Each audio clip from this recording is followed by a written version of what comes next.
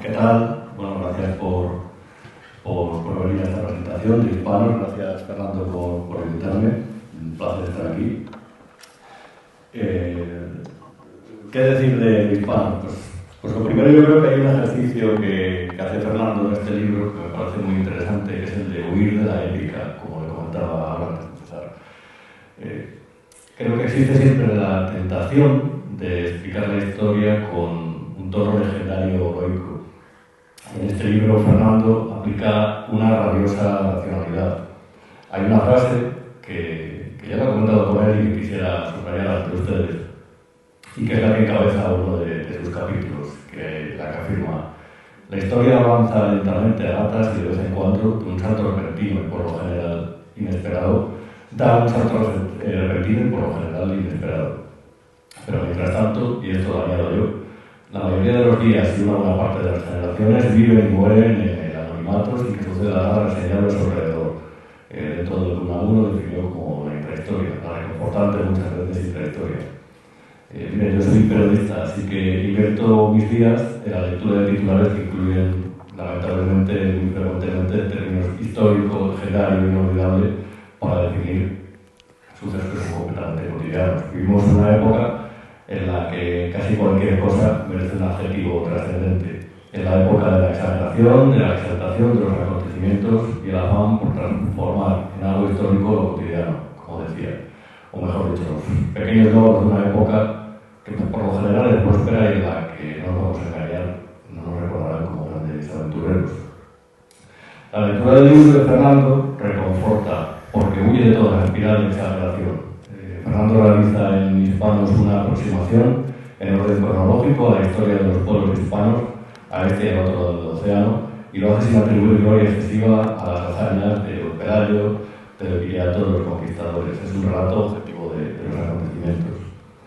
Tampoco teoriza ni elecciona, cosa que es agradecer en todos los que falta humildad, ese ejercicio de humildad, ahora que, digamos, a veces se revisa la historia desde un punto de vista tan soberbio. Fernando cita fuentes cuando las hay y cuando no describe con claridad los terrenos donde tenemos un vacío, como por ejemplo en la etapa de los reinos godos peninsulares. Aquí directamente recurre a Isidoro de Sevilla y a la historia de los godos cuando los visigodos, que en su Laus Hispaniae hace, digamos, una aproximación a lo que es este territorio que podían conocer muchos jóvenes que cantaron las canciones de Woody Guthrie, por ejemplo. Hay algo que me llama la atención, y es que Fernando se define siempre como un artesano. Y diría que sí, que se ha trabajado la elaboración de este libro con lecturas, fuentes, sobriedad y sin diligencias de adornos innecesarios. Aquí exponen los rasgos comunes de los hispanos, que fueron lo que surgieron por la necesidad de pueblos y tribus de distintos orígenes de negociar, convivir y alcanzar pactos con unas u otras intenciones. Fernando se fija en el latín y en su evolución, en el español y en la forma en la que han transitado a lo largo de las décadas y los siglos las lenguas indígenas y peninsulares. Cita los pactos de los cristianos con los musulmanes, con los indígenas, el auge del nacionalismo, que es mucho más tardío de lo que pueda parecer a las nuevas generaciones informadas, y llena sus páginas con la descripción de las empresas, de hombres de fortuna, aventureros, monarcas, religiosos, políticos y ciudadanos que hicieron algo por lo que merece la pena que sean recordados.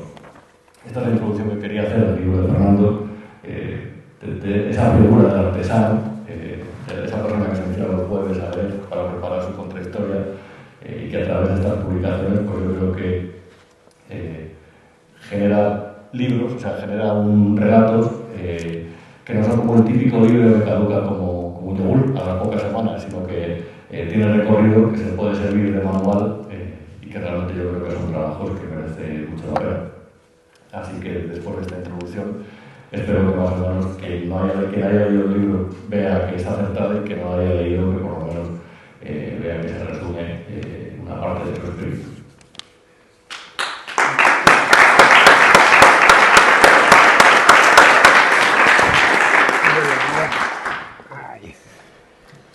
Hola, bueno, Fernando, muchas gracias por habernos congregado aquí a todos para hablar de tu libro y bueno, también por ser uno de los dos elegidos para comentarlo. Fernando, y no lo digo porque sea mi amigo, es el mejor divulgador histórico de habla hispana, o al menos es el más completo, porque Fernando sabe hacer de todo y todo lo hace bien.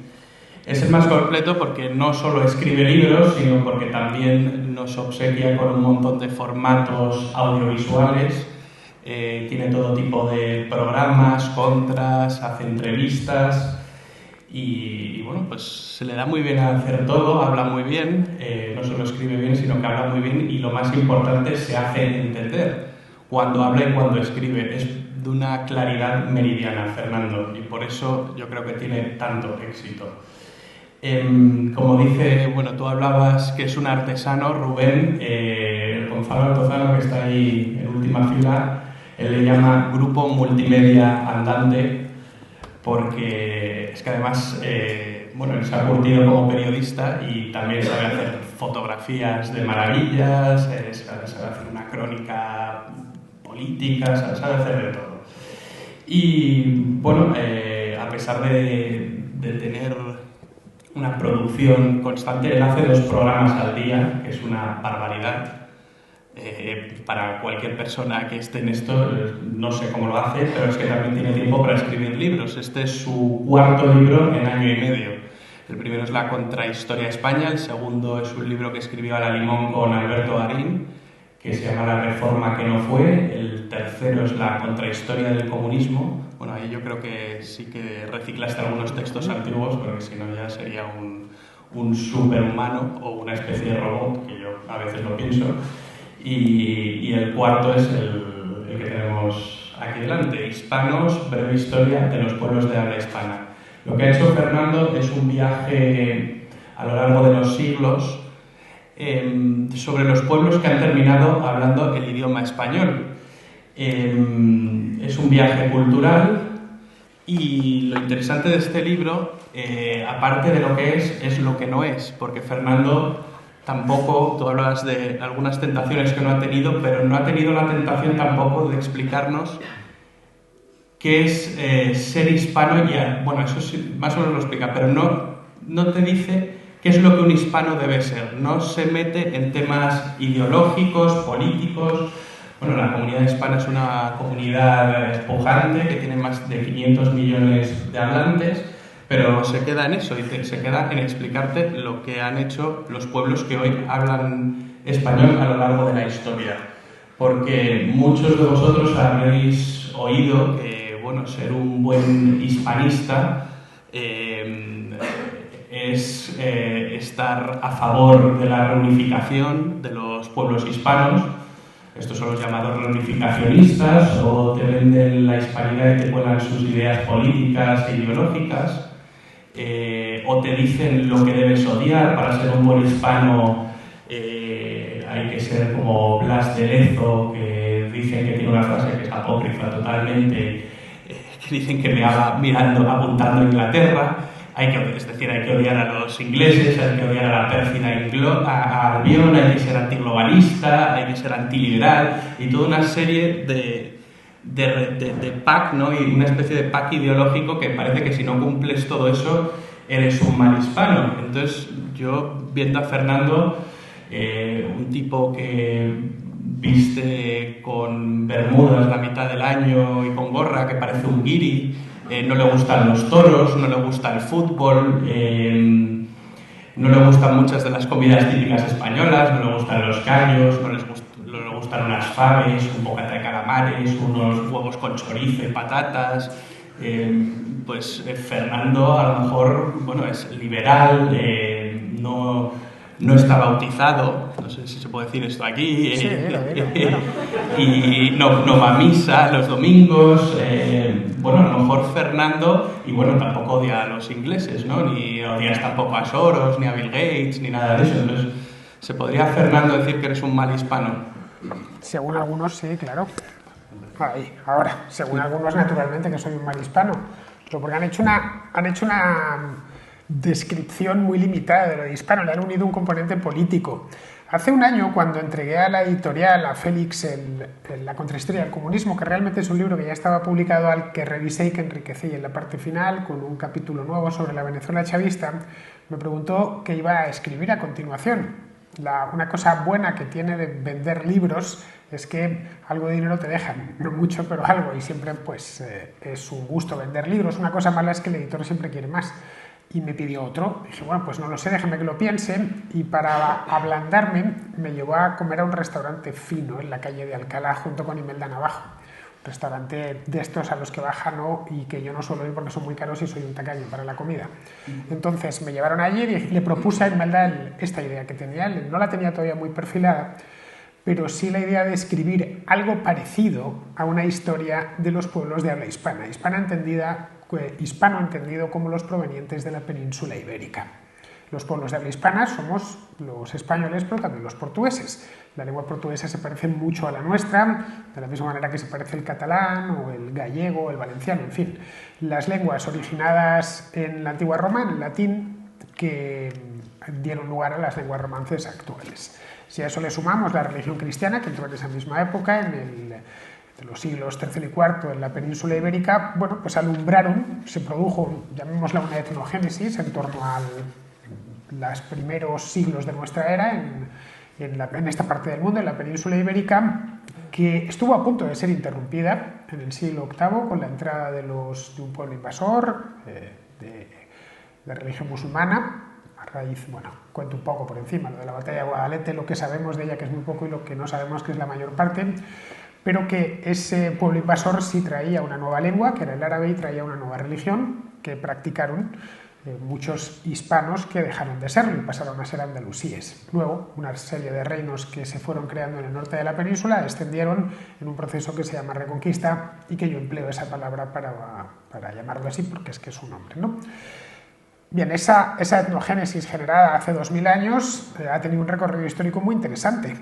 Es una cultura vibrante hoy en día, la nuestra, la hispana, la de los portugueses y los españoles, y no solo, también la de todos los argentinos, mexicanos, ecuatorianos, guatemaltecos, hondureños, puertorriqueños, en fin, la cantidad de herederos de aquellos hispanos de los siglos XVI, XVII y XVIII que se quedaron allí, que le dieron continuidad en otras partes del mundo a nuestra lengua y en cierta medida, nuestra cultura, ¿no?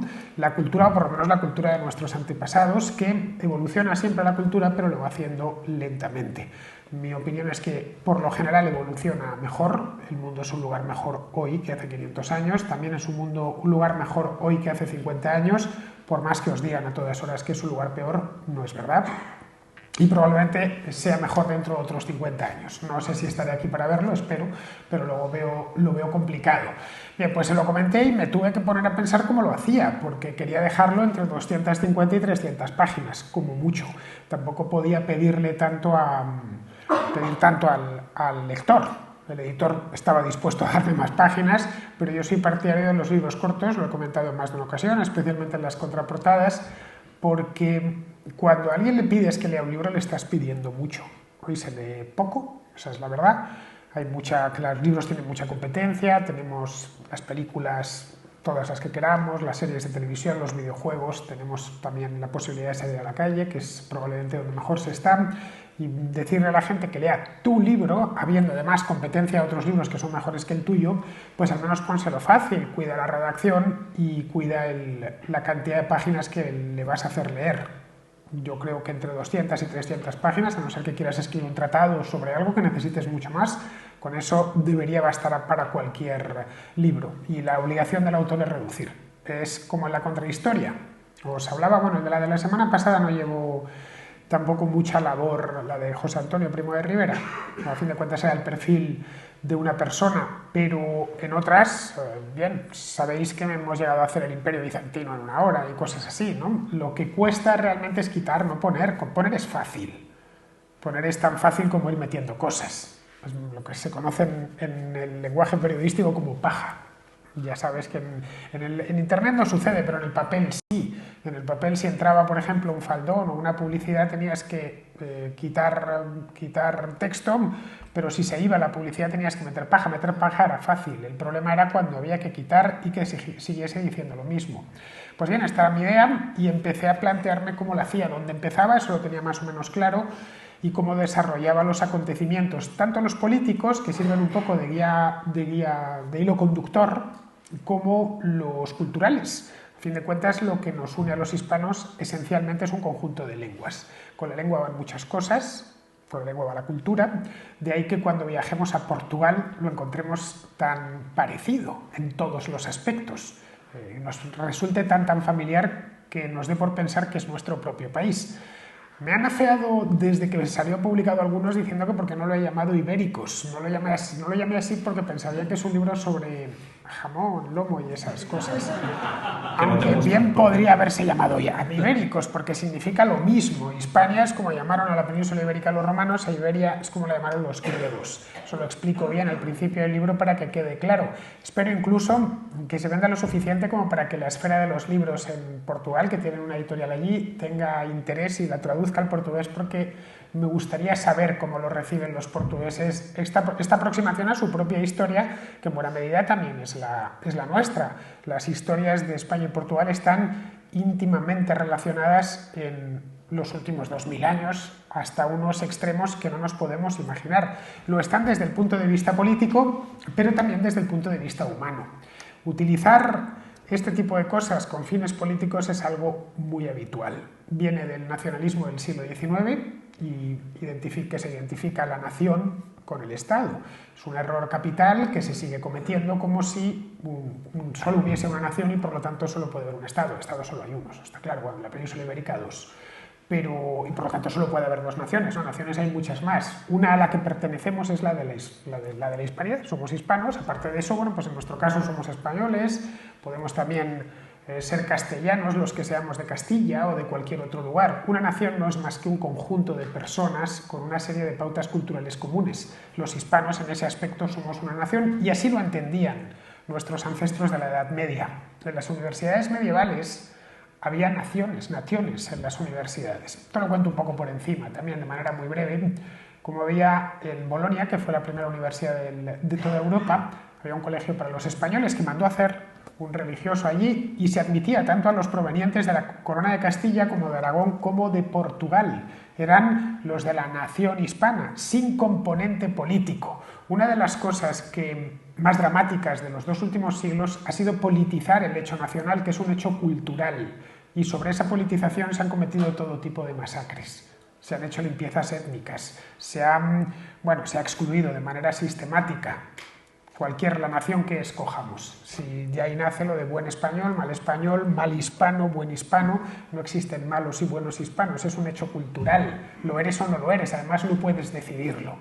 Yo es que me siento tal o me siento cual, no te sientes, lo eres o no lo eres. Puedes, eso sí, ser más cosas, y de hecho todos somos más cosas. Pues bien, esta es una historia de los hispanos, de ahí que la pueda leer un argentino o un portugués, la pueda leer un mexicano y la sienta también como que le están contando algo que le es propio.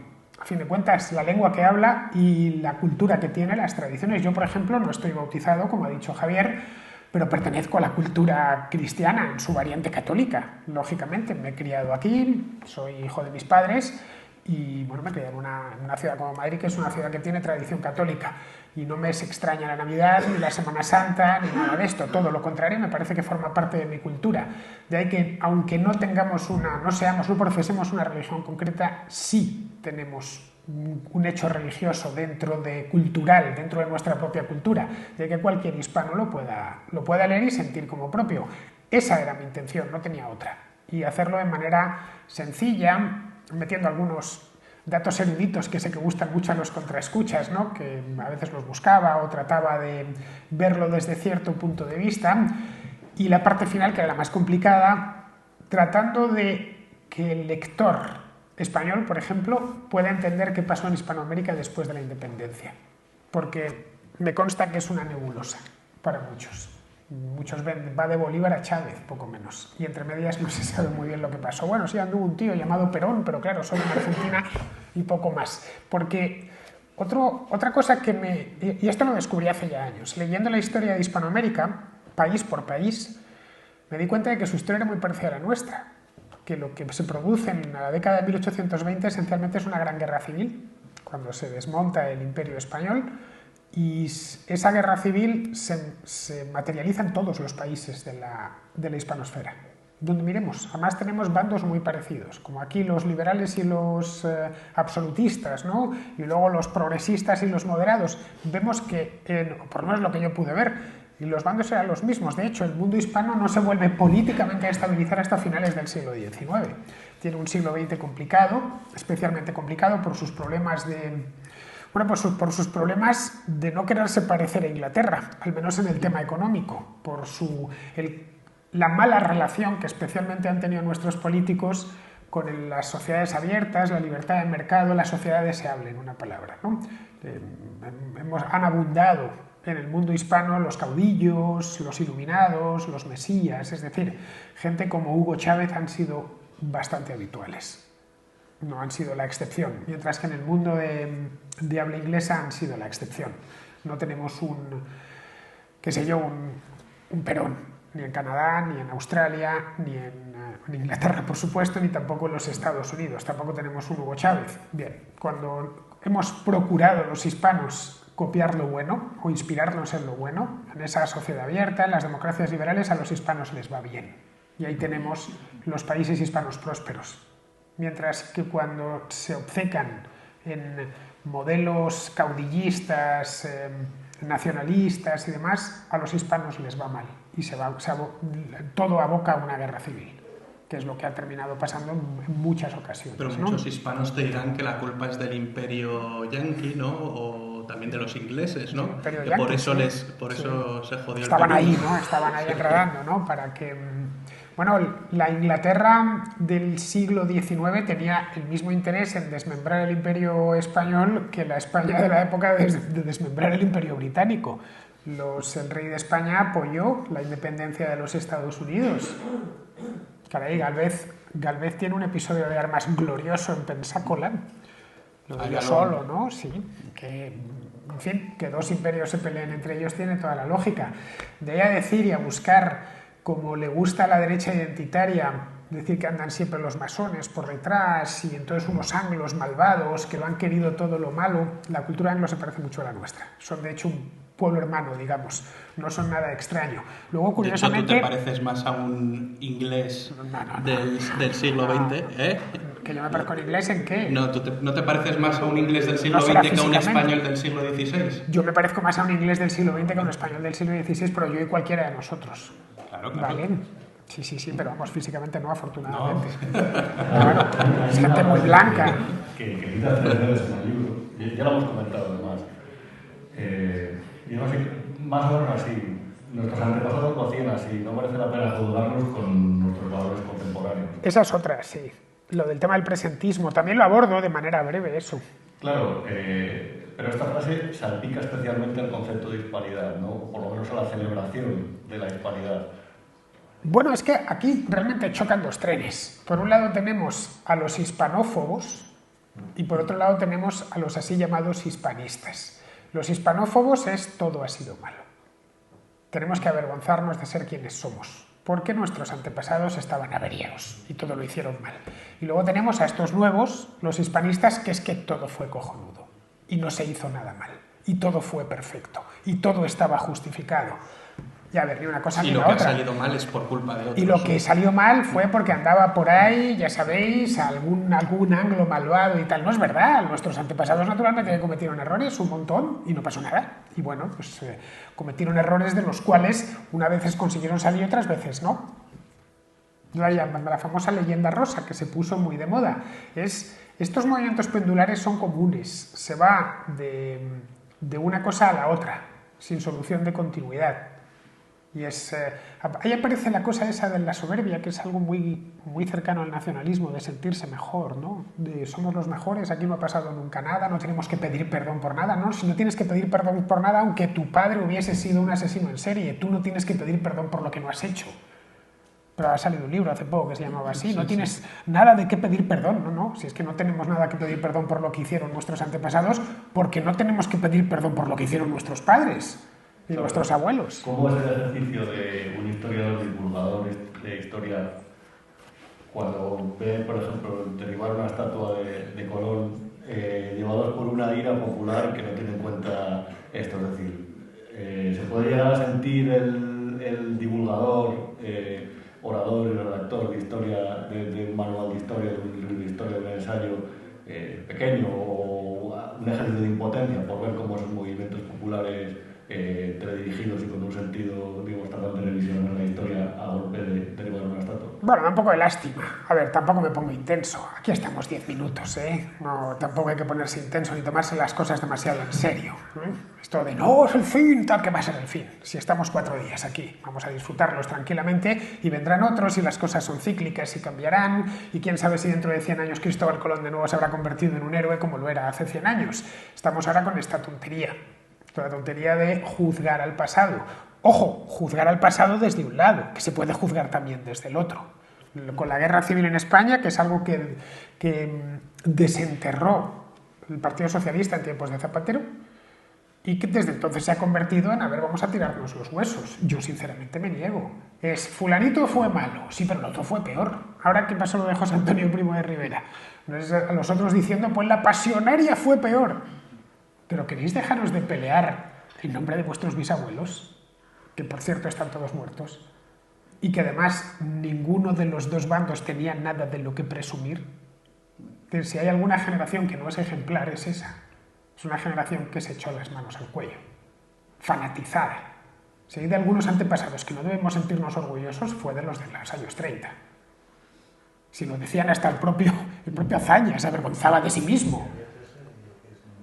¿El qué? Que porque había 3 ideologías claves en lucha entre todo. Por lo que fuese. Estaba el fascismo, sí, sí. Estaba el comunismo y estaba el liberalismo que no sabía por dónde salir. Por lo que fuese, porque pero... los ingleses y los franceses estaban viendo si le arreglaban el problema los alemanes y los italianos. Y luego, claro, una vez que llegan a un pacto los americanos y los rusos, cambia todo el esquema. Incluso Europa está chunga porque no es capaz de ver la contradicción que tiene una guerra. Por lo que fuese, la hispanidad tiene un problema de que no sabe abordar. O sea, hasta el siglo XVI, cuando hablan los teóricos políticos españoles que hablan en latín, para ser una hispanista de puta madre que saber latín, porque cuando hablan culturalmente hablan en latín, cuando hacen novelitas y otras cosas en español, o en las lenguas romance de zona, pero cuando hablan en serio, en los momentos gloriosos, hablan en latín. Entonces, si coges los tratados, hablan la república como todo un psique y la monarquía es como una forma de organizar la república. Coño, llega Bolívar, que es el primero que trata de escribir en español, ¿cómo se entiende? El tío lo que ves, que cree que tiene una sociedad cojonuda y cuando la va a aplicar, tanto a él como a todos les sale chungo. Pero no solamente les sale chungo a él, todo Europa les sale chungo menos a los americanos que al mismo tiempo consiguen hacer un negocio. Bueno, vale. Están ahí, ¿eh? Bien, claro, si no vemos estas contradicciones, pues entonces es muy fácil. El romance se emplea ya en el siglo XIII para escribir obras serias. La historia de España, Alfonso X está escrita en romance. En teoría política como tal no se empieza a hacer hasta el siglo XVI, teoría política, y se escribía en latín para que la gente la entendiese en las universidades. Luego ya empiezan a utilizarse lenguas modernas, pero hasta los Principia de Newton están en latín precisamente por eso, no por nada. En lenguas romances, en lenguas vernáculas, se escriben obras para que lea la gente. Lo otro eran obras científicas, de la misma manera que hoy los papers se publican en inglés, para que lo entienda todo el mundo. Que tú publicas un paper científico y quieres que lo lean en una universidad en Suecia o en cualquier otro lugar del planeta. Pues por lo mismo se utilizaba el latín, no por nada. A partir de los siglos XIII-XIV, la lengua romance, por lo menos en España, también en Italia, en Francia, ya se ha quedado muy bien establecida. Y a partir del siglo XVI se publica en romance. Es más, una de las obsesiones de Lutero es traducir la Biblia al alemán de la época, porque sabe que es lo que la gente habla. No habla latín y no lo entiende, y los alemanes menos todavía, porque no tienen ni siquiera una relación directa con el latín. Pero vamos, que si hay una generación de españoles de la que en cierta medida deberíamos avergonzarnos, son los que hicieron la guerra. La cantidad de odios que se desataron en ese momento...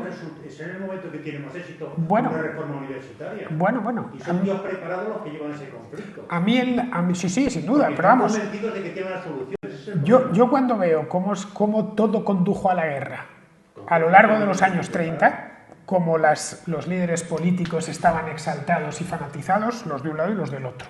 Al final, luego, cuando se desata todos los odios, en 1936, dices, bueno, nadie supo mantener la cabeza fría. No, los pocos que supieron mantenerla fría se fueron. El que no se había hecho fanático de un lado estaba hecho fanático del otro. Los que más y los que menos reclamando la guerra civil. Esto solo se podía acabar por las armas. ¡Ojo! Algo parecido a lo que le sucede a los alemanes, que sienten cierta gente vergüenza de sus abuelos. Que una buena cantidad de gente le importaba también la política a un pimiento en el año 36. Ah, no, la mayor parte. Y le tocó claro, en un bando o en otro por la lealtad zona geográfica. sí. No, estoy hablando de los políticos, la gente que tenía responsabilidad en aquel entonces, ¿no? Es decir, fue una época dura para toda Europa y se llenó de fanáticos de un signo y de fanáticos del otro. Generalmente los fanáticos suelen ser siempre del mismo signo, es lo mío es lo válido y ya está. Y aquí mando yo. Y estos mis valores morales son superiores. Y os los tengo que imponer porque sí. Si os fijáis en esto, ni fascistas ni comunistas, son todos iguales. Y este es el sistema que va a funcionar y que tiene que pasar por encima de todos vosotros, que no tenéis ni idea. En el fondo, lo que sucede cuando la sociedad abierta entra en crisis es eso. Es lo que pasó en los años 30. Por eso creo que no, cuando aquí se habla con tanta ligereza, al final estamos hablando de política, que no era mi intención, pero cuando se habla con tanta ligereza de la crisis de la democracia, en fin, la última vez que se habló de que la democracia estaba superada, sabemos lo que pasó. Cuando se empieza a anular la soberanía individual, el Estado de Derecho, por esto no, esto es una antiguaya, al final es mejor que venga alguien que lo tenga claro y que nos diga cómo tenemos que hacer las cosas. Cuando la gente se las cita con bajas pasiones, como las nacionales, que son las pasiones más bajas del mundo, de eres mejor que los demás, pero te tienen oprimido, entonces tienes que dar salida a esta rabia. Estos son mecanismos que siguen operando en nuestro mundo. No nos equivoquemos, no hemos cambiado tanto, seguimos siendo igual que nuestros abuelos y que nuestros bisabuelos. De ahí que sea importante recordarlo una y otra vez.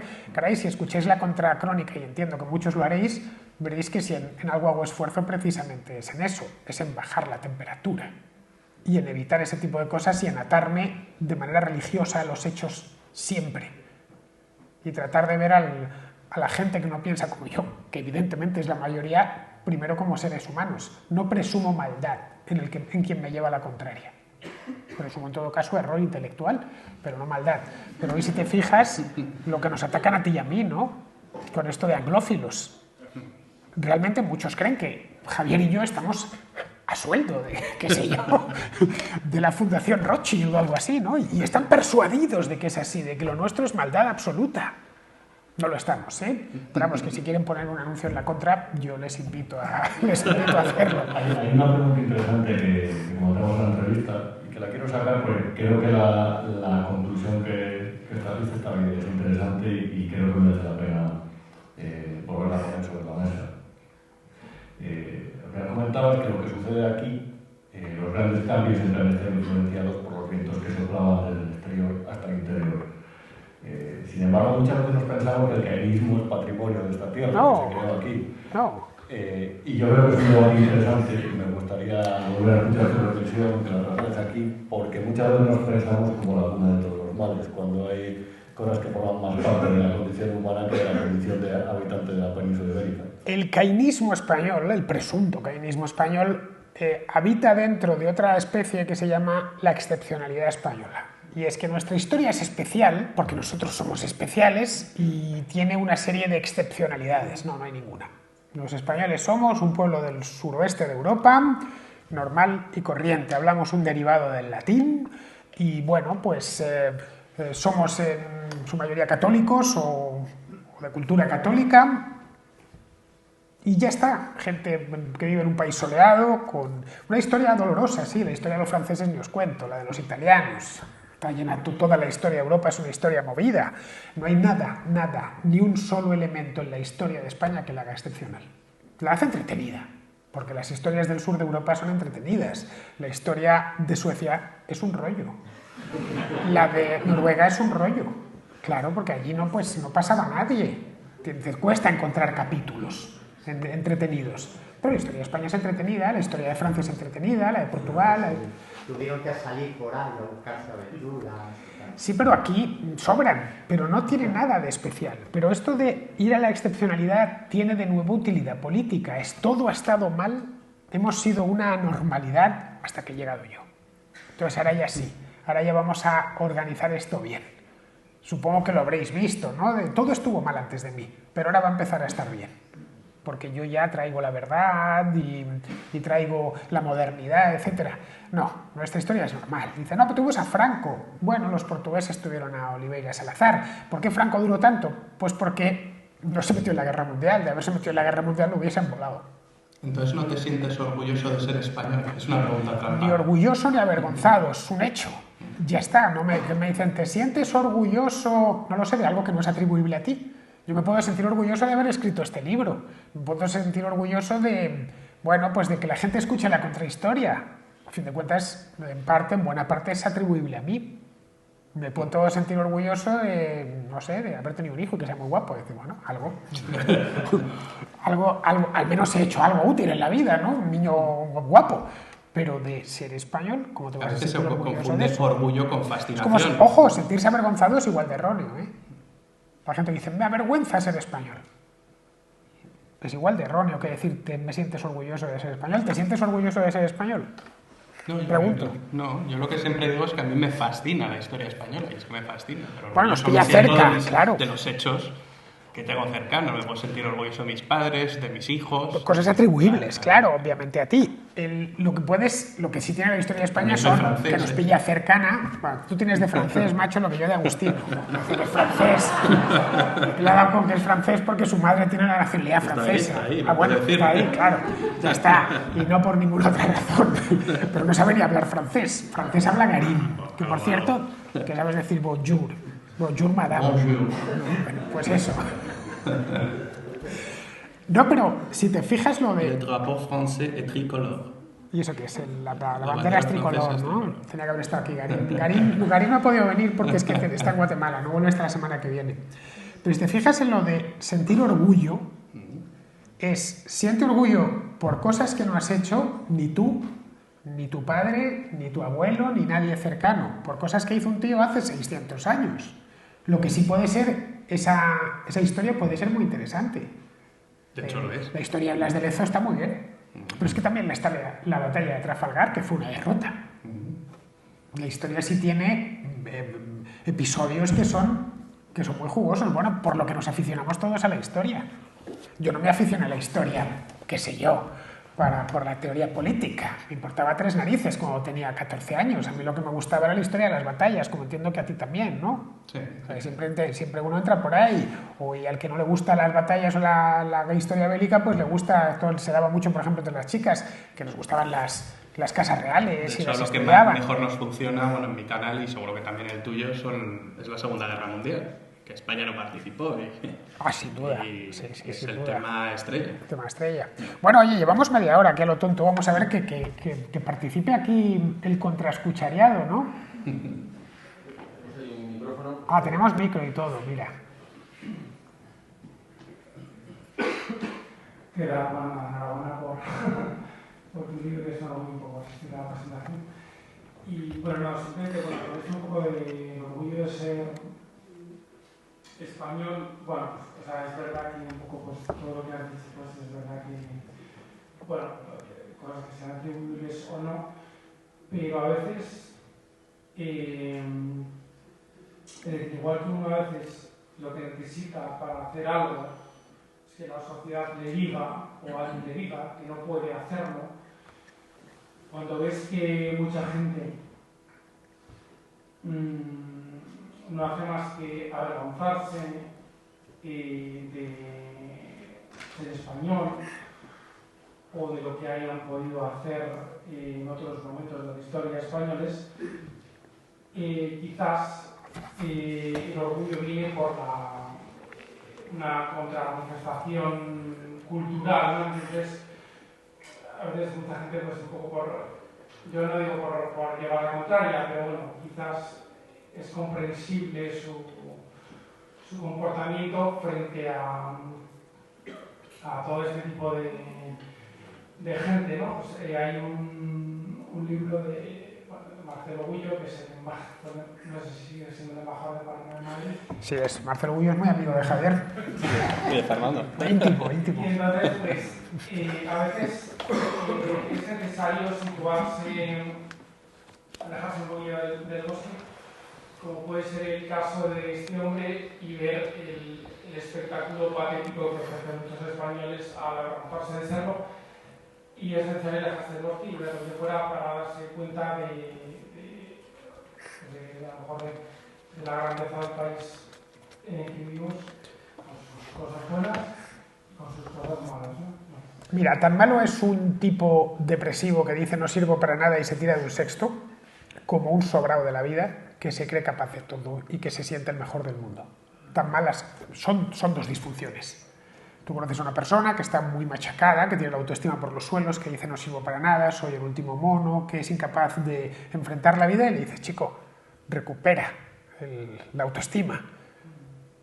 Y está del otro lado, ya sabes, el sobrado, que se cree que es lo mejor que hay, que va por ahí pensando que es capaz de hacer cualquier cosa, que sabe más que nadie. No. Dices, no, pero puede ser, claro, como hay tanta gente diciendo una cosa, pues nos vamos a ir al otro lado. Caray, es como ese que ha sido alcohólico y que pasa a ser un abstemio, un teetotaler que llaman en Estados Unidos, que le sienta mal incluso que se venda alcohol en las tiendas, ¿no? Estos que dejan de fumar, ¿no? Y que después no toleran que se fume. Lo mismo. No es tan difícil ser normal. Y además, en un país antiguo como el nuestro. O sea, aquí ya estas cosas deberían estar superadas. Esto vale, países nuevos, bueno, vale, con la bandera, tal. Es un país recién inventado. Pero España, un país tan viejo, tan antiguo, yo te diría que es hasta de mal gusto, una cosa y la otra. Es hasta de mal gusto. La mayor parte de la gente, de hecho, no se siente ni avergonzada ni orgullosa. Vive normal. Con normalidad esa cosa. Son esencialmente los dos extremos del espectro que están con ese cuento.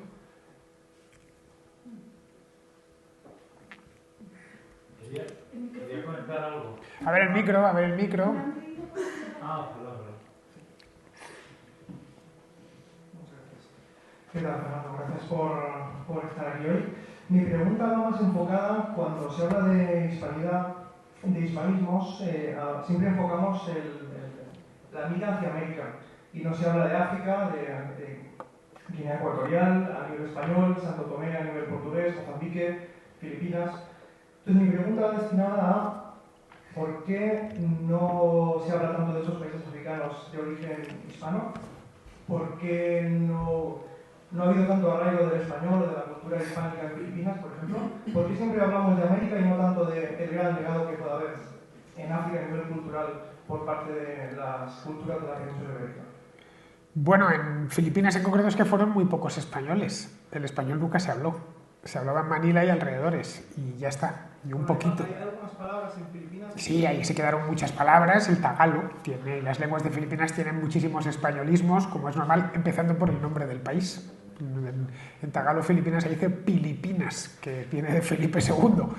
Pero vamos que sí, hay por lo visto un montón de ellas. Yo no sé nada de tagalo, pero sí he leído algunas cosas. Se sigue hablando una variedad de español llamado chabacano, que en Zamboanga, en una de las islas del sur, pero nunca se habló. La presencia de españoles en Filipinas fue minúscula en aquella capitanía general. No por nada, sino porque no querían ir allí. A diferencia de México, o Nueva España o el Perú, que se peleaban, había cola en Sevilla para marcharse allí, pero no en Filipinas. Luego no pudo desarrollarse una cultura propiamente hispana en un lugar donde no había hispanohablantes apenas. Y ni siquiera Manila tenía suficiente tamaño, como llegó a tener Ciudad de México o Lima. Y luego en África, es que la presencia hispana, concretamente la española, es muy tardía. Es solo Guinea Ecuatorial, que es muy pequeñita, y efectivamente ahí el idioma echó raíces como sucedió con el portugués en Mozambique o en Angola, o el francés en otros lugares, como lengua franca. Porque las colonias europeas en África se trazaron con tiralíneas. Bueno, lo conté en una contrahistoria en la conferencia de Berlín. Y dentro de esas parcelas del continente africano que habían hecho los europeos entraban muchísimos pueblos y tribus, diferentes etnias con lenguas distintas. En la Guinea española en concreto había dos, los Fang y los Bubi, que encontraron en el castellano una lengua franca que es la que han terminado hablando todo el mundo, ¿no? País pequeñito, pero vamos, parece ser que el castellano tiene buena salud allí, les ha servido. Una lengua a fin de cuentas sirve para eso.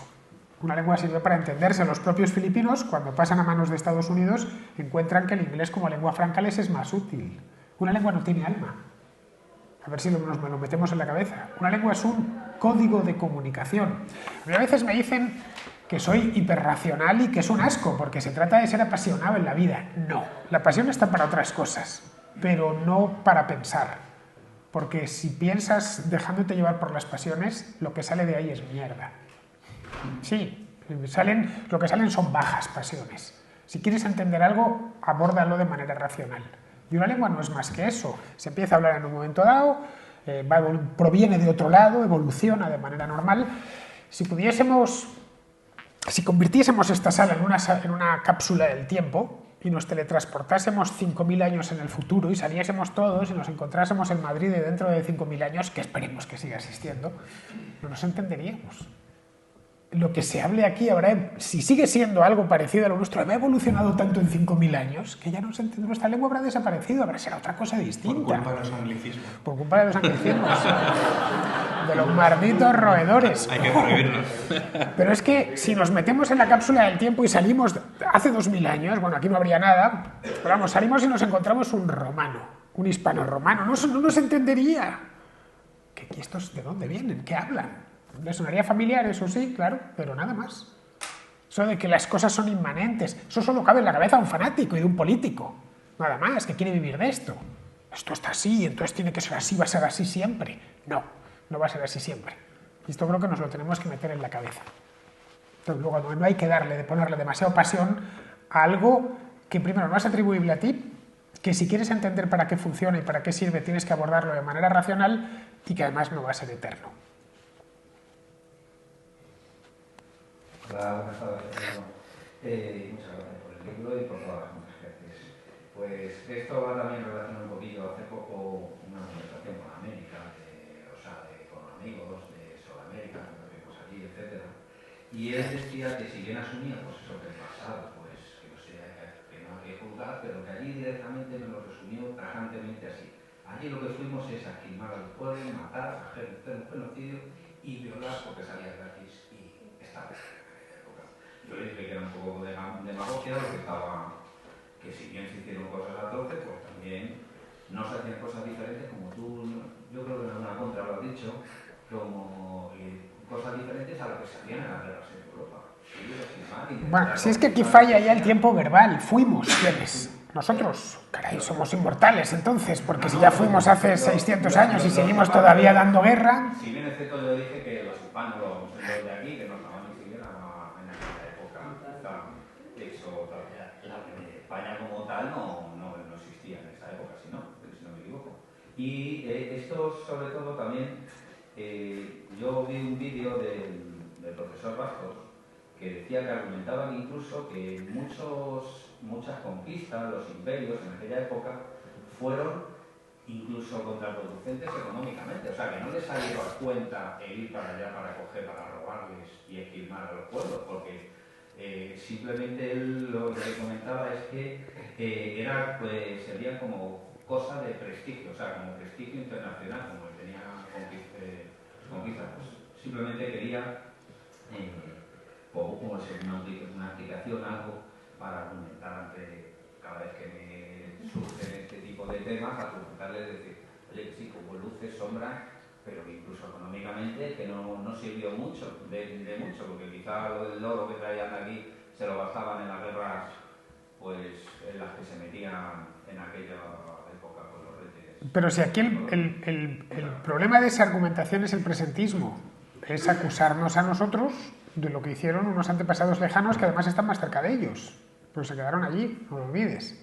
Pero con todas, aunque fuera mi padre, aunque mi padre hubiese cometido un genocidio, yo no sería responsable del genocidio. Es decir, los delitos los cometen las personas, no los cometen los pueblos. Las gestas las realizan las personas, tomadas de una en una. Las gestas no las hacen los pueblos, no las hacen los colectivos. Es decir, que hubo españoles en el pasado, españoles, tipos que nacieron cerca de donde nací yo, y que compartían ciertas pautas culturales conmigo, que cometieron atrocidades, sí, claro. Es que hay gente mala, caray, y hay gente inmoral. Es como si los alemanes de hoy tuvieran que sentirse avergonzados a todas horas porque hubo un tipo llamado Adolf Hitler. Lo asumía como tajante, algunos pero porque se utiliza políticamente, porque es el negocio de la culpa, que es un negocio muy rentable, el negocio de la culpa. Es, si te sientes culpable de algo, yo puedo aprovecharme de esa culpa, que es, bueno, esencialmente de lo que se aprovechan, por ejemplo, los indigenistas allí. Se puede aprovechar políticamente, el caso de... O los de la memoria democrática. O bueno, los de la memoria democrática ahora, ¿no? Oye, Fernando, yo quería hacerte una pregunta capciosa. ¿Quién crees que hace actualmente más por el castellano, por el...? Eso me lo preguntaste ya, y titulaste por ahí. ¿El Instituto Cervantes o Rosalía Balbani de Yankee? Sin duda Rosalía de Yankee, vamos. Que hace más por el castellano porque realmente hacen que el código que utilizamos para entendernos y hacernos entender esté repartido por todo el mundo. Gracias a Esta es Uno, donde vaya se encuentran las canciones de... Bueno, yo no soy muy aficionado a ese tipo de música, no soy nada aficionado, pero las cosas hay que reconocérselas, ¿no? Desde luego, desde el punto de vista cultural, el impacto que están teniendo los reggaetoneros es tremendo. Hay una reconquista cultural, Bueno, Víctor Lenore está en eso y tiene mucha razón. Es decir, cosas que no hubieran sido inimaginables hace 100 años, ¿no? Pues Daddy Yankee es puertorriqueño, por lo tanto estadounidense. Es estadounidense, efectivamente. Es estadounidense. Bueno, es que los puertorriqueños son anglohispánicos. Son gente que es bilingüe. Cualquier puertorriqueño habla las dos lenguas de manera casi diríamos que nativa. Tienen elementos culturales hispánicos y los mantienen. Es bueno que quieran mantener su... Es decir, que te quedes con lo bueno que te transmiten tus padres. Y tienen también muchos elementos estadounidenses, anglos, si queremos llamarlo así. En Estados Unidos hay una comunidad hispánica muy vigorosa. Dentro de unos años creo que va a representar un tercio de la población. Bueno, y que debe de rondar. Creo que ya hay más hispanohablantes en Estados Unidos que en España. Deben rondar los 50 millones, más o menos. Claro, no todos vienen del mismo sitio. Pero el caso de puertorriqueño tienes un caso de anglohispanos. El hispanista te dirá que no, que hay una lucha larvada para independizarse, ¿no? Deben ser 4 y una bicicleta los que... Sí, no hay mucho más. Los puertorriqueños, hay unos extraordinariamente frikis que quieren convertir Puerto Rico en una comunidad autónoma de España. Claro, imaginaos el lío administrativo, ¿no? Una comunidad autónoma, 9.000 kilómetros, qué sé yo, sería... Bueno, más un lío, imaginaos, ¿no? ¿El qué? Los ingleses. Los ingleses tienen eso en Gibraltar, ¿no? Unos entusiastas de ser ingleses. Los ingleses, los gibraltareños, pero Gibraltar no está tan lejos del Reino Unido como Puerto Rico de España. Kilómetros.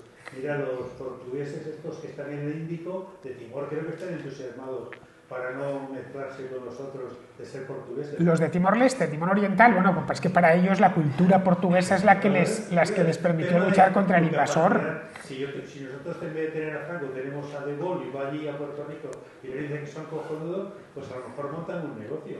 Y si en vez de envasar los medicamentos, hacen los medicamentos... Pues ya, pero para que otros países... Pero no es que sea bueno o malo. Es que en política una cosa es buena o mala según los resultados que al final veis. Por ejemplo, el concepto que tú tienes de liberalismo, que es una construcción tan artificial como montones de construcciones políticas.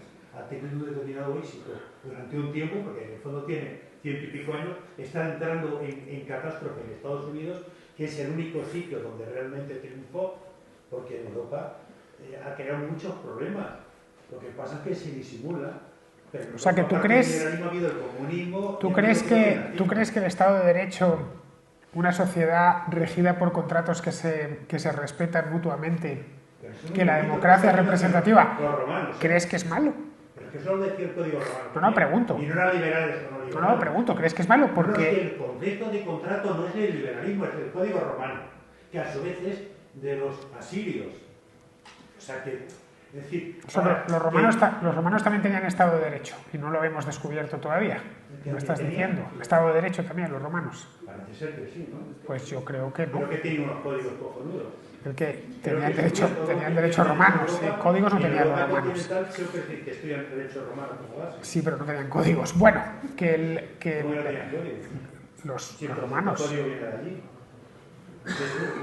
El concepto de código base sería correcto, que es lo que luego tratan de hacer los liberales, que es que en vez de tener, como tenemos ahora, leyes a cascoporro, pues tú procuras todas las contradicciones que tengas, pulirlas y dejar en pocas leyes, pero que realmente funcionen y se pueden cumplir.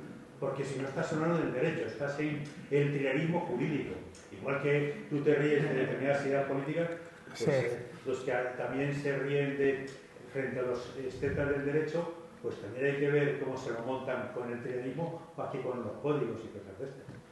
Primera noticia, que los romanos tenían códigos en su derecho. No lo creo, de hecho sé que no es así. Los códigos son un invento, los códigos legales son un invento muy posterior. Pero bueno, ¿alguna cosilla más? A ver, que tenemos más gente que quiere intervenir. Sí, quería primero hacer un comentario que quizá más que orgullo es querer a tu región, a tu país, es un poco como una gran familia, ¿no? Y eso, por ejemplo, los estadounidenses con su segundo himno, es decir, en mi hogar, en dulce hogar, hablando de su país, ¿no? Que quizá el sentimiento más es en ese sentido, ¿no? De tener unas raíces que vienen de muy atrás y eso sí, tener ese afecto por donde estás. Eso lo vives. Por ejemplo, yo estuve una temporada en Estados Unidos y la gente, que bueno, no es exactamente eso, pero los hispanos se tendrían a reunir, ¿no? De manera natural, te reunías con panameños, salvadoreños, etc. Y bueno, se creaba una unidad de la que supongo que en el libro se viene a decir, ¿no? Pero eso es normal. Sí, Eso es normal que quieras a tu tierra y que si la invaden salgas a defenderla. Es lo que está pasando en Ucrania ahora mismo, ¿no? Que los ucranianos han salido a defender su propia tierra. Si mañana invadiesen nuestro Madrid, pues digo yo que saldríamos a defenderlo, ¿no? Los que estuviésemos al menos en edad de hacerlo. Es eso lo que quiero decir, que lo más que orgullo es afecto por tu tierra y tu... Sí, claro, eso es normal. Esa Eso es es la algo diferencia humano. entre el patriotismo y el nacionalismo, que son dos cosas muy diferentes, que nos parecen que son muy parecidas, pero no, en realidad De son hecho, opuestas. en el único momento en el que es justificable la violencia es en defensa propia. Pues si realmente alguien te está agrediendo, tienes derecho a defenderte, ¿no? Si alguien te está agrediendo, lo que no existe es la posibilidad de que tú agredas a otro gratuitamente. El nacionalismo suele invitar a que agredas a los demás, porque como los agravios son continuos, si no son reales son inventados, la mayor parte de las veces inventados, empuja a agredir a los demás. El nacionalismo es una de las enfermedades de la humanidad. Y creo que no... Bueno, sí, en España deberíamos ser conscientes por todo lo que nos ha costado, pero nada, seguimos con ello. Y una preguntita. Hablaba antes de la leyenda negra y rosa, ¿no? No sé si piensas que ahora está surgiendo, más que una leyenda rosa, una búsqueda de la verdad con todos los escritores y demás que están tratando de poner en su lugar lo que fue la historia de España y de Hispanoamérica del pasado. Y si no piensas que precisamente yo escribí en Venezuela 14 años y he visto allí, y bueno, supongo que todos lo sabemos de una manera o de otra, que el concepto que se tiene de la mal llamada colonización fue un error, etc. Y no, yo pienso que eso está generando una traba por esa desconexión con el pasado en esos países a la hora de progresar. Es como una familia llamada de vida y que impide salir adelante. No sé si crees que hay algo de cierto en eso.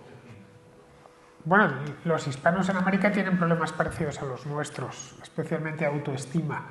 La autoflagelación es algo que yo, por ejemplo, pude ver en Guatemala el año que pasé allí y que puedo ver en prácticamente todos los países hispanos. Es, digamos, una dolencia compartida, la de pensar que somos lo peor del mundo. Porque la economía no ha funcionado. Al final, es importante que un país funcione económicamente, que una sociedad funcione económicamente, porque eso es realmente lo que hace que esa sociedad sea sostenible en el futuro.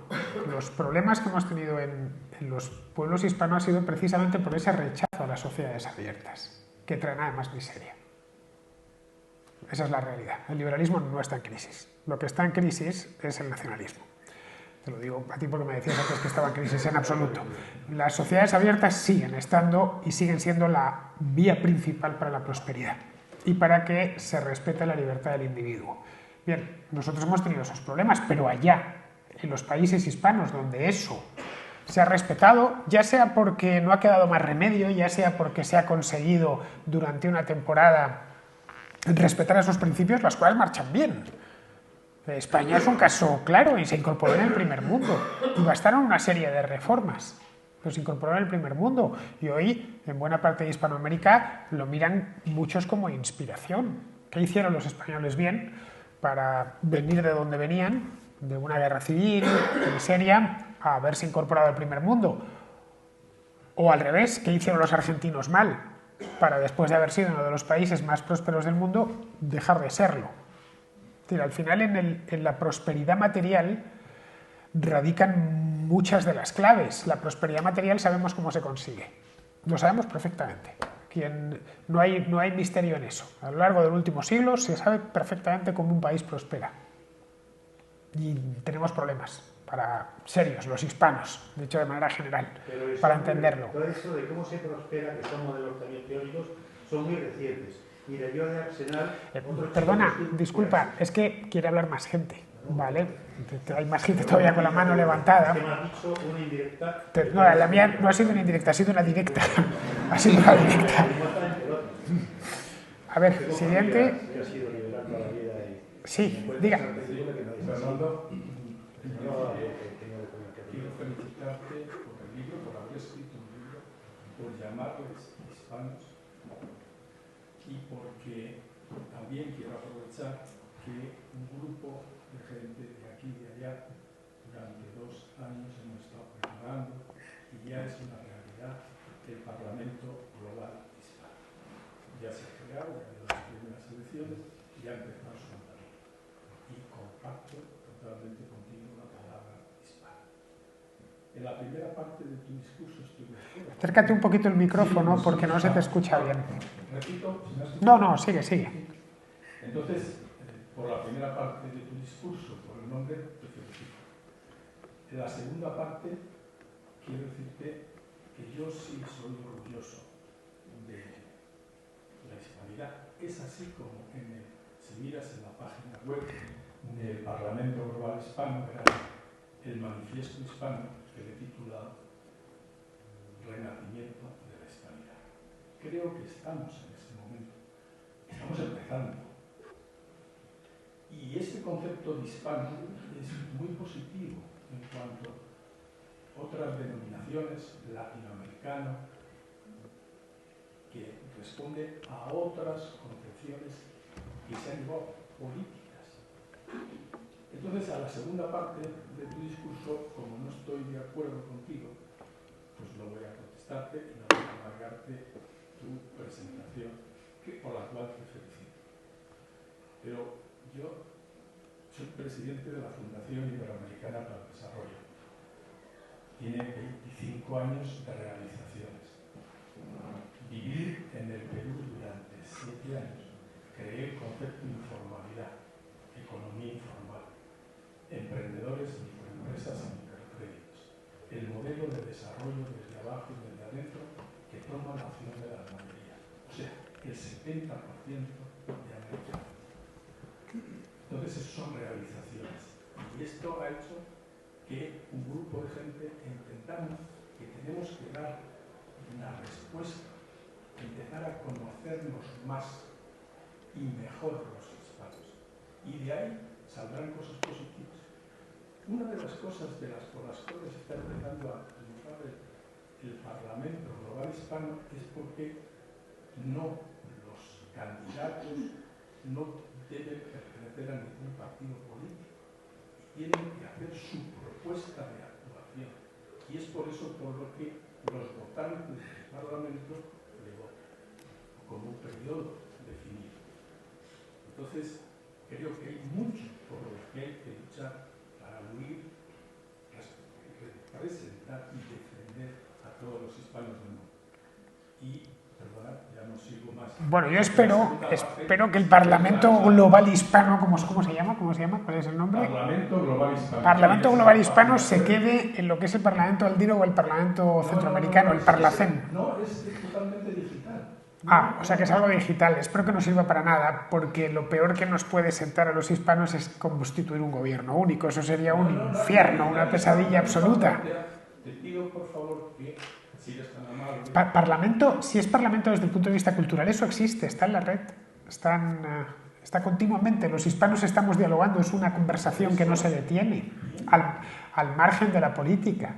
Y nadie dice que el Parlamento tenga que tener una vinculación política. No, sí, ese sería el drama. Los problemas que tienen los hispanos, que son muchos y muy grandes, y hay que ser pragmáticos, útiles para los hispanos. No solo hablar de los hispanos, sino cuál es el futuro que podemos tener. Lo cual hay que resolver infinidad de cosas que tenemos los hispanos.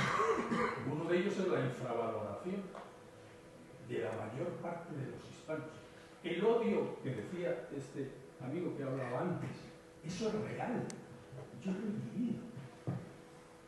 Mira, cuando escribí mi primer libro, se llama Desafío de la economía informal, lo escribí en el Perú, para el Perú y por el Perú.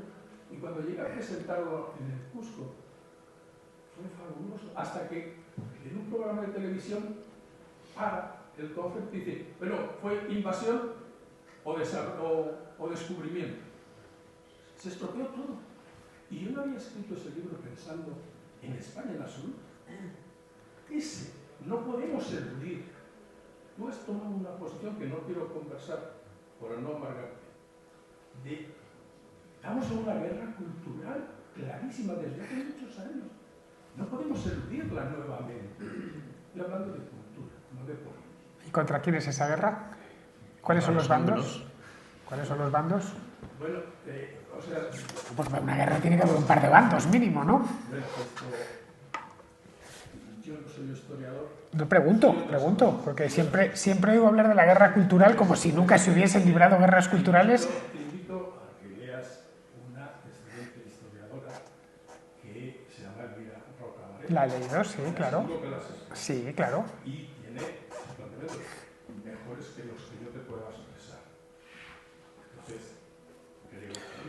A María Elvira Roca Varela, sí, por supuesto, he leído sus dos principales libros, el de Imperiofobia y luego el de Fracasología. Me gustó, de hecho, más el segundo que el primero. Los dos son muy buenos y me parece que el trabajo que hizo María Elvira fue extraordinario en aquel momento, hace pues ya de estos 7 u 8 años, cuando abrió un debate que no se daba desde hacía mucho tiempo. La idea de la leyenda negra es más antigua, proviene de principios del siglo XX, pero se había quedado medio aparcada, luego se había utilizado mucho políticamente, especialmente en tiempos del franquismo, y se había vuelto a olvidar. María Elvira saca de nuevo el debate y lo pone sobre la mesa, y evidentemente, como no podía ser de otra manera, pues se está utilizando políticamente. Ahora tenemos a los leyenda negristas o negros legendarios, como los llaman, y a los rosa legendarios, y de nuevo se ha politizado lo que debió ser un debate entre historiadores.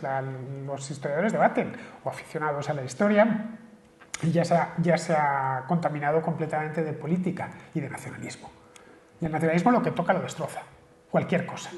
Pero perdona, es que eso es lo que venía a decir yo antes, que la falta de esa identidad, precisamente por el mal concepto que tienen los americanos de sí mismos, que es una mezcla entre indios, negros, españoles. Entonces la parte española es la enemiga, no localmente, pero su historia, su familia, sus tatarabuelos, lo que sea, son mala gente, son porque vienen de esa mala cosecha, de esa mala forma en que se crearon esos países. Y eso, a mi modo de ver, yo creo que eso interrumpe tu desarrollo como país. Es como cuando llegas al concepto humano. Si tú tienes una vergüenza de tu familia, de alguna manera te quieren desligar de la familia y no te ayuda a progresar. No sé si me explico. En este aspecto, la autoflagelación es más entre intelectuales y políticos que entre la gente de a pie, ¿eh? La gente de a pie no está poco. Se puede ver cuando juega la selección española al fútbol, como la gente sale con sus banderas y anima a su país. No tiene nada la selección de su país, no tiene nada, La autoflagelación es un hecho intelectual que nace de los intelectuales y los académicos, que se contagia a los políticos que lo quieren utilizar políticamente. Pero, y ya, solo digo esto. Tú como te dije antes, viví en Venezuela unos años. la gente de Venezuela ve Estados Unidos como el paradigma de lo que debe ser todo. Y ve todo lo español y todo lo local y todo lo regional como lo malo. Y todo lo anglosajón como lo bueno. Porque ven el éxito. La gente que opia el exitoso, no el fracasado. No, eso es normal. Atrás, en la historia y también lo de... Todos queremos copiar al exitoso. Todos queremos ser como el guapo del colegio que saca buenas notas. No queremos ser como el que le suspenden todas y las chicas no le miran. Es normal que los seres humanos imitamos siempre al exitoso. Es una técnica de supervivencia. Pues es normal que se mire, lo mismo se mira a los alemanes en Europa. No, los alemanes, claro, los alemanes todo lo hacen bien. Pues obviamente no lo hacen todo bien, pero económicamente les ha ido bien. De ahí que la economía sea tan importante.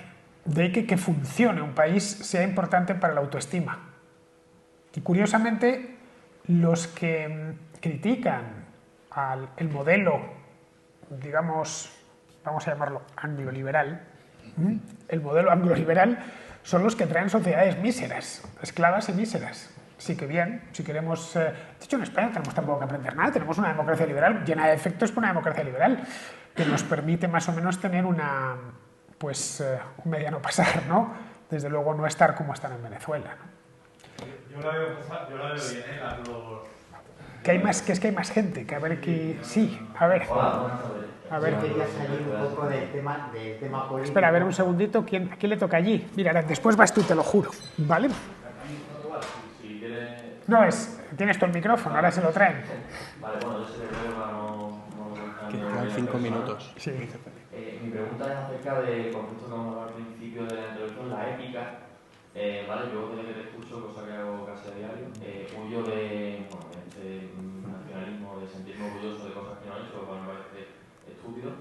Pero por ejemplo, cuando veo el estupendo vídeo de Daniel Play de las Nuevas de Tolosa, completamente narrado, no puedo evitar que se me pongan los pelos de punta y no sé, de forma inconsciente voy un poco con los cristianos, como me pasa.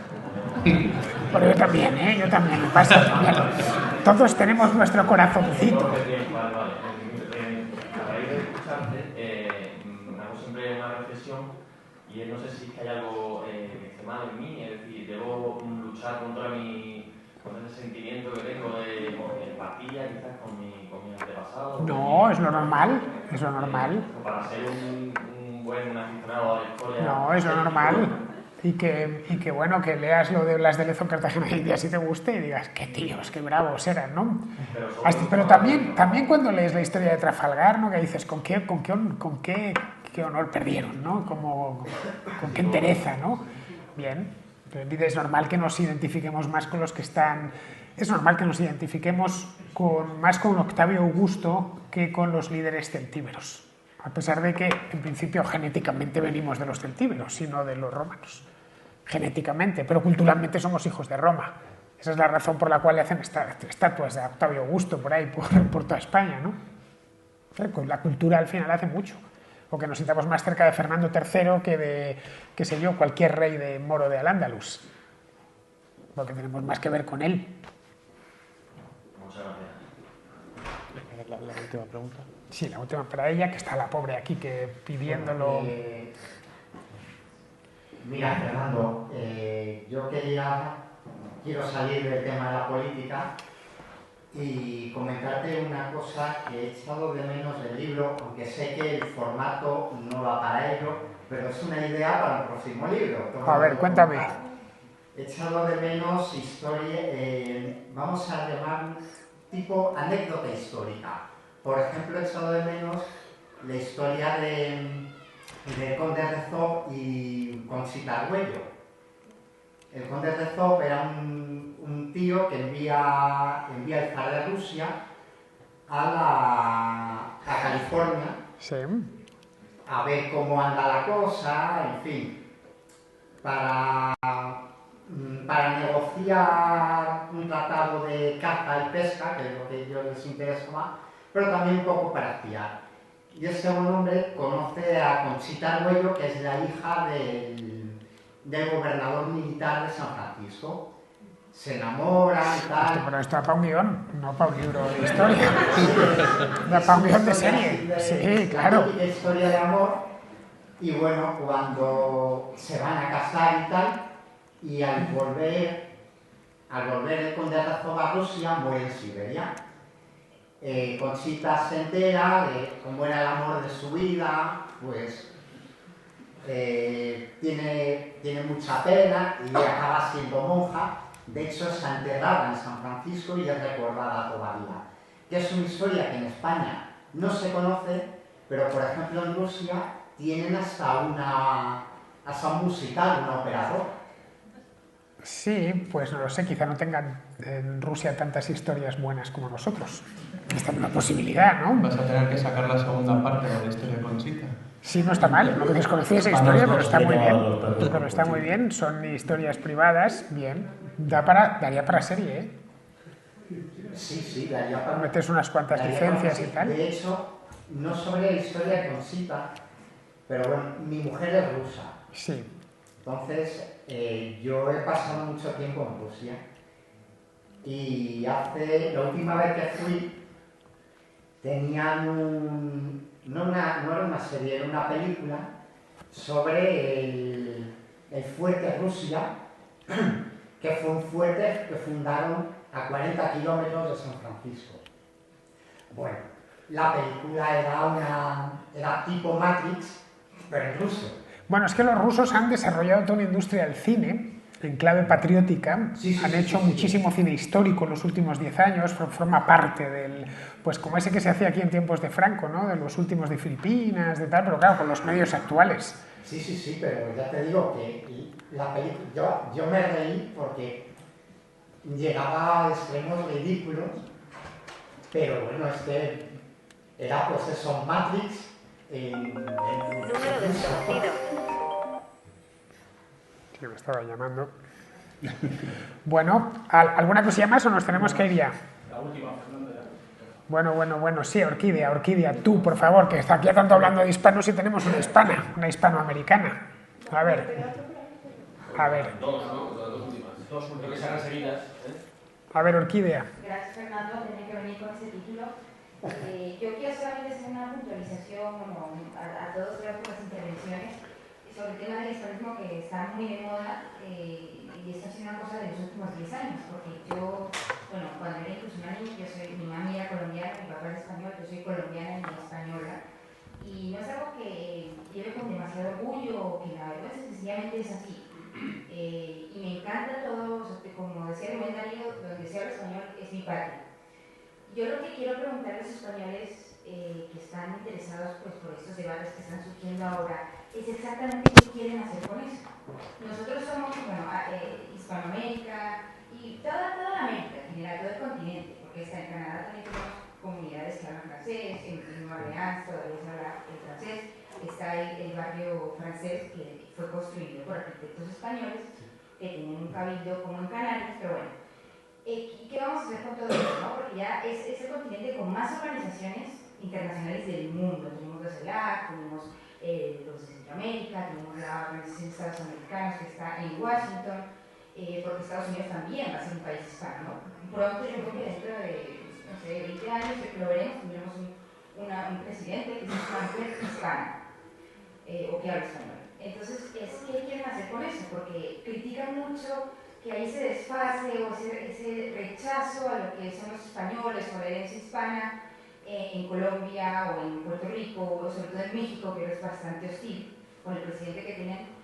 Pero en el fondo, ¿por qué vamos a culpar a una sociedad que es tan reciente, que lleva 200 años? Eso no es nada. Entonces el nacionalismo, de nuevo, entorpece esos problemas, entorpece, digamos, que nos podamos reconocer similares al otro, ¿no? Que un mexicano no mire por encima del hombro guatemalteco, un ecuatoriano por encima del hombro colombiano, que un panameño no quiera saber nada de Colombia. Y es de nuevo esta idea de qué vamos a ofrecer la sociedad española y qué nos pueden ofrecer los otros, ¿no? Vamos a abrir las fronteras, vamos a tener libertad total de movimiento y que vengan todos los mexicanos y ecuatorianos que vengan porque somos lo mismo, porque yo creo que en los debates que yo veo en los parlamentos aquí, creo que no. O sea, de hecho, incluso los catalanes no quieren que a veces un madrileño vaya a molestar. Pues yo creo que los españoles tienen que también, ¿qué queremos hacer con eso? O sea, queremos hacer más vídeos de YouTube, asambleas en Panamá, luego nos vamos a sea, Murcia, o sea, ¿qué va a hacer con eso? Y el tema de nuevo del nacionalismo, o sea, va a ser muy difícil, yo creo que se está consiguiendo gracias a la globalización, y eso que tanto se sueña se va a hacer sencillamente pues, con cosas como, perdón, pero con yo, o sea, que quiero tener un negocio en Colombia y exportar a España y que ambas sociedades sean más prósperas. Entonces yo creo que un poco a mí sí me gustaría saber verdaderamente qué piensan los españoles, o sea, sí, no somos tan malos, y es que bueno, pero también pues con todos los problemas que hay, ¿no? Y la diversidad que somos mismamente en España o en Colombia, o sea, una persona del Chocó, del Pacífico, que es negra, que sus antepasados eran esclavos, absolutamente todos, que no debería estar en ese continente, es muy difícil venderle la idea de que todo fue, bueno, culpa de los ingleses y que, bueno, es que ellos tenían más esclavos. Pero pues seguimos teniendo poblaciones negras en el Chocó, muy pobres, muy empobrecidas. Entonces, solamente esa puntualización. Y la última cosa que voy a decir es que el latín, o por lo menos en Nueva Granada, era usado por los independentistas, en su mayoría. O sea, y además se hablaba en latín para que no se enterase el populacho o la chica que cuidaba a los hijos que hablaba en español. El único momento en que se empieza a hablar en español fue con la Declaración de Derechos Humanos que tradujo Nariño en la imprenta de Bogotá, que era algo ilegal y es la génesis del derecho penal neogranadino y colombiano. Bueno, acabáis de conocer a Orquídea, que aparte de dolorosamente guapa, como veis, es listísima.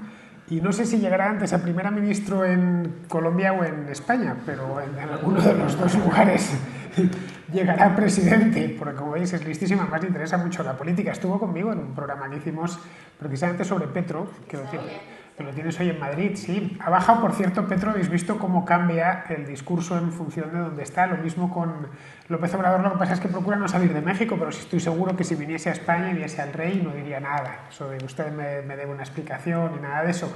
En cierta manera, estas cosas se utilizan de forma, o una vez más, de forma política y como herramienta discursiva, ¿no? Para apuntalar un discurso y tratar de conseguir réditos políticos. Ha sido siempre así. Hace 100 años o 100 y pico años, cuando se hizo el cuarto centenario, los líderes hispanoamericanos de la época se peleaban por levantar estatuas a Colón. Hoy se pelean para tirarlas. ¿Qué pasará dentro de 100 años? Pues no lo sabemos. Y la verdad nos debería dar un poco igual porque ninguno vamos a estar aquí. Ni que Colón fuese nuestro abuelo, ¿no? Pues si está, está, y si no está, no está. Tirarlas es una estupidez, pero vamos, no olvidemos que también se levantaron en un momento. Nadie se acordó de Cristóbal Colón hasta el siglo XIX. Durante siglos nadie le tenía en cuenta. Nadie se acordó de Hernán Cortés hasta el siglo XIX. Estaba enterrado ahí en Ciudad de México, pero nadie. Eran, bueno, los propios novohispanos se recordaban de él. Pero bueno, ¿nos entra alguna cosita más? Sí, pero breve, ya sabes, que nos echan, ¿eh? Nos sacan de aquí como de las discotecas. No voy a dar mi opinión porque creo que hemos venido a escucharte. Y lo que quería comentar nada más que gracias a tu labor didáctica, yo estoy contigo y cada vez rebajo mucho más lo que es la tensión nacional y que, bueno, ese discurso me gustaría pues, que me dijeras si algún partido político utilizara, en función de buscar ese nicho de gente como bien has dicho antes, de que ni está orgullosa ni no, pero bueno, no tiene tampoco esa necesidad de que le enfoquen con un nacionalismo tanto por la derecha como por la izquierda, de que sea como el ser español un complejo.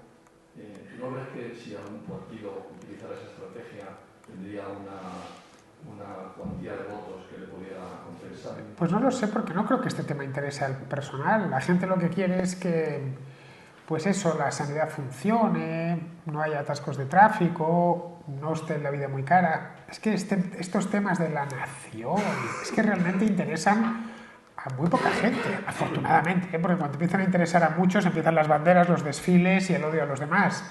Afortunadamente esto es una cosa muy limitada, ¿no?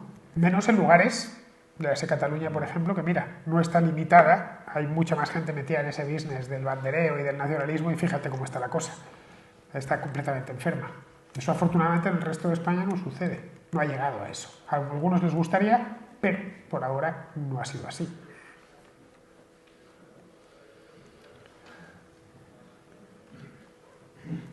Bueno, yo como anécdota...